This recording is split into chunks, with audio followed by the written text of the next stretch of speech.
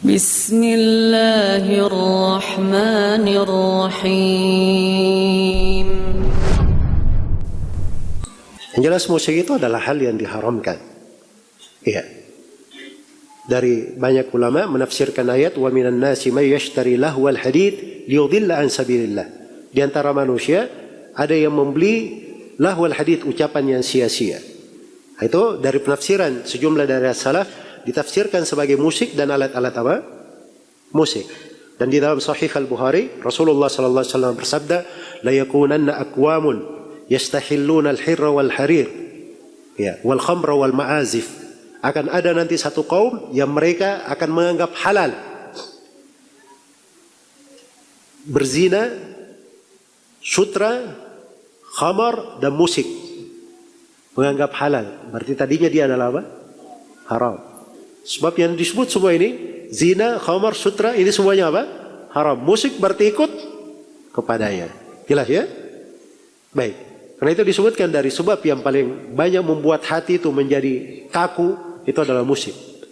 Iya, keras, dia bisa membuat hati itu keras. Ya, karena itu para ulama ya sangat mendalam sekali di dalam melarang di situ. Karena hati ini diperlukan pada hari kiamat. Tidak ada yang selamat kecuali kalau hatinya apa?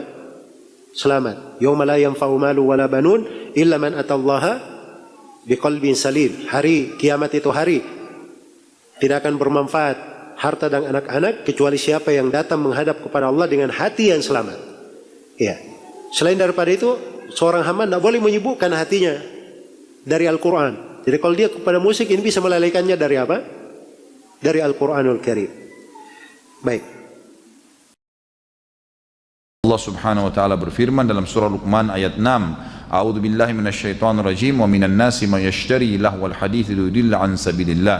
Dan di antara manusia ada orang-orang yang mempergunakan kata-kata yang tidak berguna untuk menyesatkan manusia dari jalan Allah. Kata ulama tafsir, karena syaitan telah menunggangi manusia-manusia tersebut dengan lagu-lagu dan musik. Ibnu Mas'ud pernah radhiyallahu anhu ditanya tentang lahu al-hadith, perkataan yang sia-sia, maka beliau mengatakan, demi Allah yang tiada sesembahan yang berhak diibadahi kecuali Dia, ia adalah nyanyian, ia mengulanginya sebanyak 3 kali.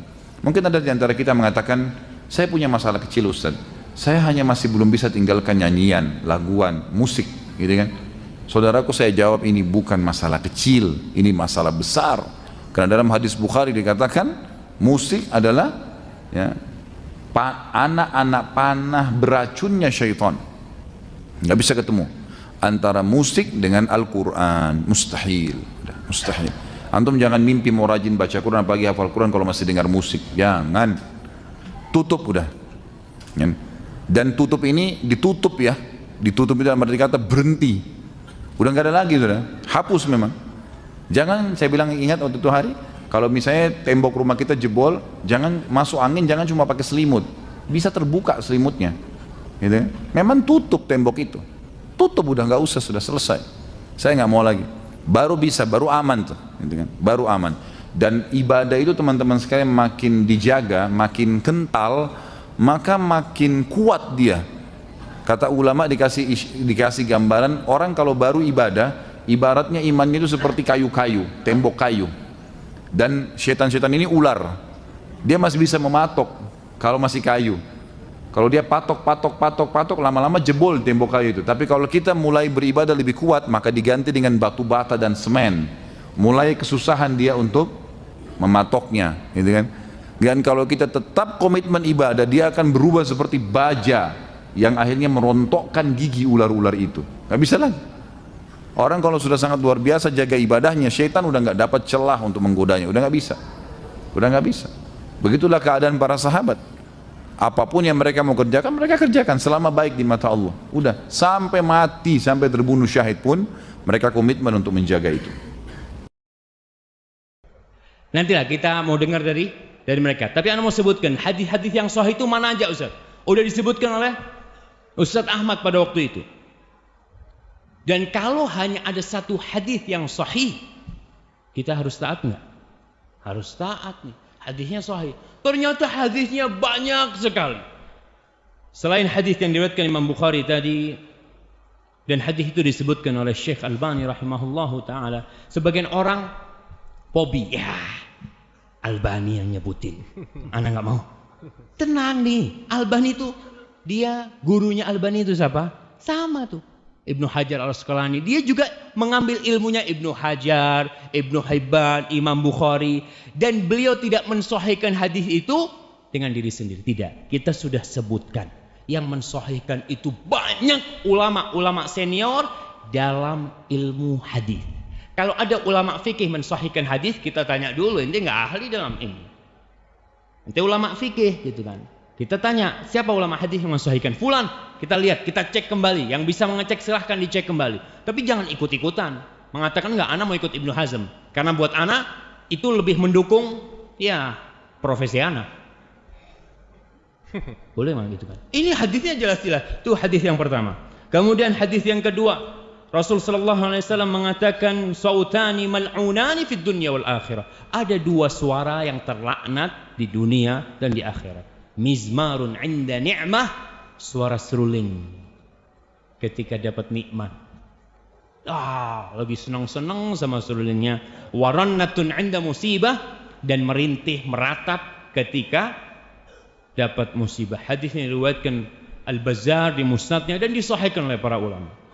Kemudian hadis yang ketiga, Rasul sallallahu alaihi wasallam, hadis Ibnu Abbas mengatakan, innallaha harrama alayya, sesungguhnya Allah mengharamkan buat aku, au harrama, atau Allah mengharamkan al-khamra, khamar minuman keras, wal maisir, dan judi. Judi semua sepakat haram, semua sepakat haram. Dulu di masanya orde lama, orde baru ya, masanya Pak Harto, ada sebuah judi terselubung namanya SB. Porkas. Singkatan apa tuh Porkas? Oke lah, itulah. Itu orang-orang kan sampai Pak Haji. Ana ingat waktu SD itu ngelihat ya orang pakai sarung, pakai kopiah, beli itu nomor. Nih, itu kan. Karena dia nggak tahu kalau itu ternyata judi, tapi karena terselubung orang mah nggak kebayang tuh judi. Kemudian wal kubah wa kullu muskin. Kubah ini adalah genderang. Apa namanya? Ana nggak tahu nama-nama alat musik itu apa yang bunder-bunder itu. Rebana. Hah? Bukan rebana. Gendang ya. Gendang lah. Wa kullu muskirin haram, dan semua yang memabukkan itu haram. Ini hadis diriwayatkan oleh Imam Ahmad dan Baihaqi dan disahihkan oleh para ulama. Kemudian hadis lain yang diriwayatkan dari Abdullah bin Amr bin As. Kita lihat nih, hadis-hadis ini bukan dari satu sahabat. Sehingga kalau dari satu sahabat, kemungkinan masa yang lainnya nggak tahu. Ternyata hadis ini dari Abu Hurairah, dari Ibnu Abbas, dari Abdullah bin Amr bin As. Hadis itu dari banyak sahabat ujungnya. Sebagai pertanda di masa itu mereka berpendapat musik itu haram. Innallaha azza wa jalla, sesungguhnya Allah azza wa jalla harramal khamra wal maisra wal kubah wal ghubaira wa kullu muskirin haram. Sesungguhnya Allah itu mengharamkan minuman keras, maisir dan kubah tadi, genderang itu, wal ghubaira. Ghubaira ini minuman keras yang terbuat dari jagung. Dulu ada orang yang ngomong, apa sih hukumnya minum air? Halal minum air itu. Kemudian makan kurma apa hukumnya? Halal. Terus kalau kurma campur air disimpan, kok bisa jadi haram? Karena jadi homer dia. Air sama kurma disimpan di satu tempat, di apa istilahnya? Difermentasikan.